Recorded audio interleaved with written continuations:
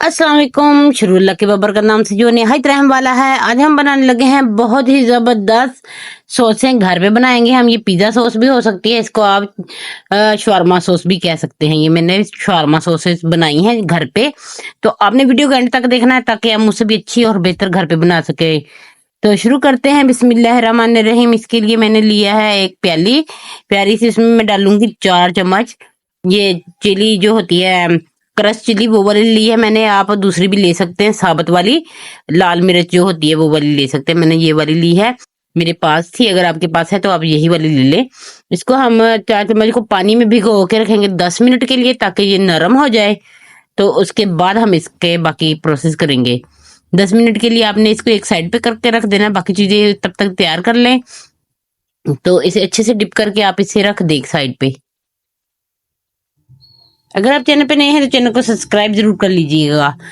तो ये हम लिया है एक प्याज दरमियाने साइज का, इसको चॉप कर लिया है रफली। इसको एक ग्राइंडर के जग में डालेंगे हम। साथ में हम 4 से 5 जवे डालेंगे लहसुन के। अगर आपके पास मोटा लहसुन है तो आप उससे 4 लें, बाकी आप 5 से 7 ले सकते हैं। 2 चम्मच के करीब आपने इसमें कुकिंग ऑयल लेना है।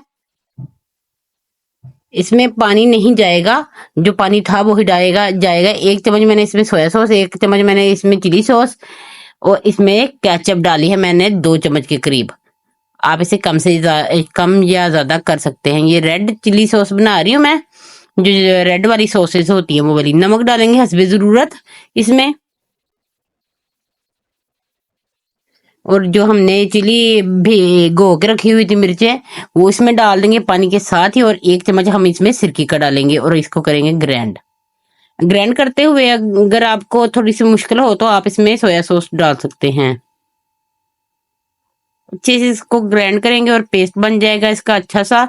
तो हमने इसको पिज्जे में इस्तेमाल कर सकते हैं। हम इसे पीटा ब्रेड पे लगा के हम इसका शवारमा भी बना सकते हैं। हम इसको बहुत सारी चीजों के साथ इस्तेमाल कर सकते हैं। जिन जिन चीजों पे सॉसेस लगती हैं ना, आप वो वाली इस्तेमाल कर सकते हैं इसमें।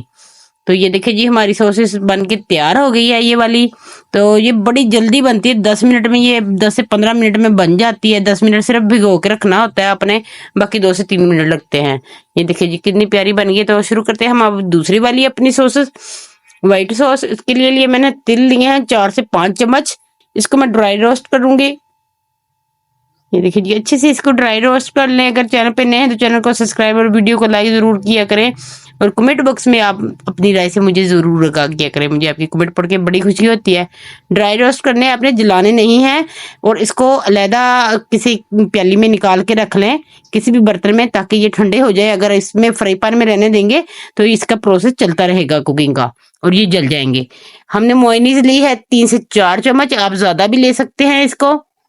अगर आपने ज्यादा मकदार में बनानी है तो आप ज्यादा भी ले सकते हैं। ये हम लेंगे और इसके साथ ही हमने ना इसके अंदर डाल देना है तिल जो हमने ड्राई रोस्ट करके रखे थे, और साथ में कुकिंग ऑयल के 2 चम्मच। ये देखिए, और साथ ही हम इसके बाकी चीजें भी डालेंगे, जिसमें जाएगा ये लेमन जूस है 2 चम्मच के करीब। इससे बहुत अच्छा फ्लेवर आता है, तो आप जरूर इस्तेमाल करें। और साथ में हमने इसमें सोया सॉस डाली है, सिरका डाला है, सॉरी, सिरके के हमने इसमें 2 चम्मच डालने हैं। अगर आपको कम लगे तो आप बाद में भी डाल सकते हैं।